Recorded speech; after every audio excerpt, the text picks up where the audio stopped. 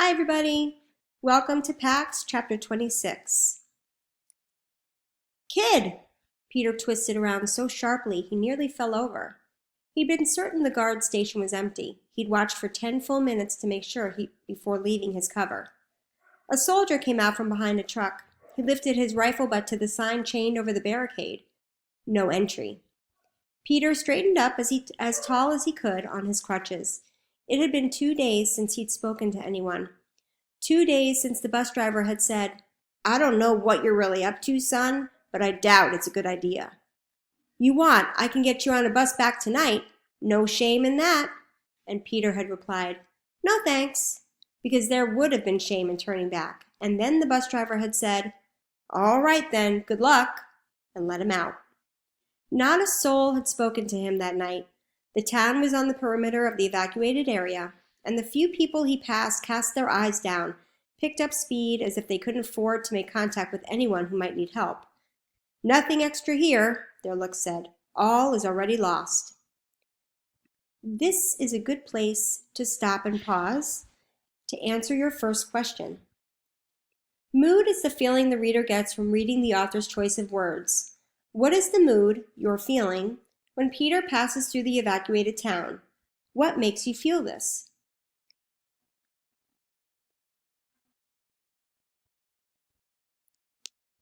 The next day, from sunrise to well past sunset, and most of this morning, he had traveled on roads to vacant towns, past abandoned schools and playgrounds and neighborhoods spookily silent without their squeaking tricycles, their car radios, their pickup ball games. The only familiar sound had been water running through the garden hoses when he'd filled his thermos. He hadn't seen any other humans, but he'd seen the animals they'd left behind. A skittish pony, tugging up grass in front of a church. Dogs eyeing him balefully from behind dumpsters. Dozens of skinny cats sliding away, their flanks hollow as spoons. "Hey, kid!" The soldier moved closer. He eyed Peter's handmade crutches, the rough cast, the dirty clothes.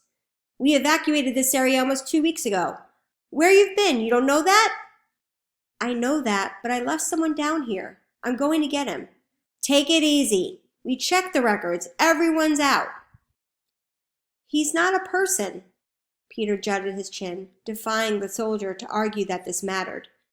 Instead, the soldier's face changed, became somehow younger, and Peter saw that he wasn't that long out of high school.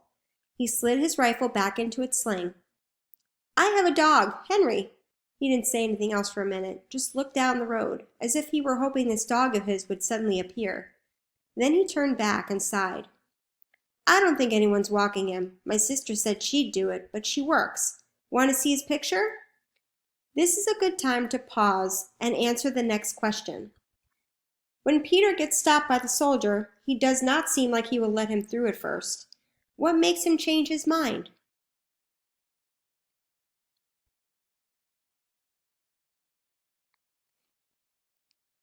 Even before Peter nodded, the soldier had drawn out his wallet. He held out a picture. A beagle. An ordinary beagle. Peter's throat hurt. The corners of the photo were worn soft and colorless. That picture had been taken out a lot. "That's Henry. I got him for my 8th birthday. His hips are bad now, but he still likes his walk, you know? Still likes to sniff out squirrels and stuff. I told my sister that, but Henry won't understand where I've gone, is the thing. He'll wait at the door all day for me. What's yours look like? I'll keep an eye out for him." "Pax isn't Peter stopped. If it didn't matter that Pax wasn't a human, why should it matter that he wasn't a dog? "He's red, black legs." "How big?" "Coyotes out here. They have pups this time of year. They'll take down a small dog when they have a litter to protect." "He's pretty small." Peter shifted his weight off his blistered palms. "Please, I've come a long way to do this." The soldier gazed at his photo another minute before slipping it into his wallet. When he looked back at Peter, he seemed older again. "We're holding them, but they're coming. You go in, you've got to be back out by tomorrow." He pointed at Peter's crutches. "You can do that?" "I can. So, you'll let me through?" The soldier looked around and leaned in. "This road is patrolled hourly, but we only guard the main trail entrances.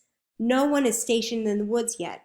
You travel 20 yards in, no one would stop you. But listen, if you get caught, I didn't just say that. Now get out of here." "Thanks." Peter turned and started the woods before the soldier could change his mind. "Kid, I hope you find him." It was quiet in the woods, but here the quiet was right, and it was broken by the sound of wild things, which seemed to promise. Here, Peter could imagine seeing Pax's red brush flicking through between the trees. Here, when he called, it was easy to imagine an answering bark. These things raised his spirits so much that he could almost ignore the pain in his palms and in his armpits, bleeding and raw. For an hour he pegged over ground that was so springy with decades of fallen pine needles it seemed to lift him. When he heard the rough growl of a jeep, he ducked behind some brush until it passed. After that, he walked along the road's edge, sure that when another patrol went by, he'd have enough warning to take cover. And then he was there. It wasn't a landmark he recognized, or the way the road straightened out of its curve. It was the sense of betrayal that hung all around. He'd done something terrible here, and the place remembered. "Pax!" he called, not caring if anyone heard him. Let the jeeps come. Let a whole army come. He wasn't leaving without his fox. "Pax!" Against his shouts, the silence grew only deeper, ominous now, not promising. He started along the road again, calling and keeping his eyes to the gravel shoulder. He was sure Pax had had the toy soldier in his mouth when the car had peeled away. Whenever Pax had given up on Peter, he would have dropped it. Peter wanted to hold it in his hand again, a solid proof that his fox had been here. He walked a quarter mile, a half mile, eyes down, and then he stopped short. He wasn't going to find that toy soldier, because Pax wouldn't have given up. Not ever. Pax would have never thought he'd been abandoned. They were inseparable. Pax had known it all along. Peter was the one who'd had to learn it. If Pax wasn't here, he must have gone home to find Peter, or tried. Maybe the river would have blocked him, but maybe not. Dogs made it home against crazy odds all the time. Pax was 10 times smarter than any dog, so why wouldn't he be able to find his way? Maybe he was there right now. Home. Home was about 10 miles southeast of the old mill, and the old mill was probably 4 or 5 miles south of where he was right now. So he'd head south, calling for Pax all the way. The gorge beside the mall would be too dangerous to navigate in the dark, so he'd sleep there, then make the descent at dawn. He would cross the river where it widened out at the mill, and then after another 10 miles of trails that he knew, he'd be home. "Hold on," he said out loud. "I'm coming." This is a good place to go back to number 3. Does Peter find Pax? If so, explain how. If not, explain what he decides to do next. And number 4, read the last few paragraphs in this chapter. How many miles does he have left to travel before he arrives home? Explain how you come to this answer.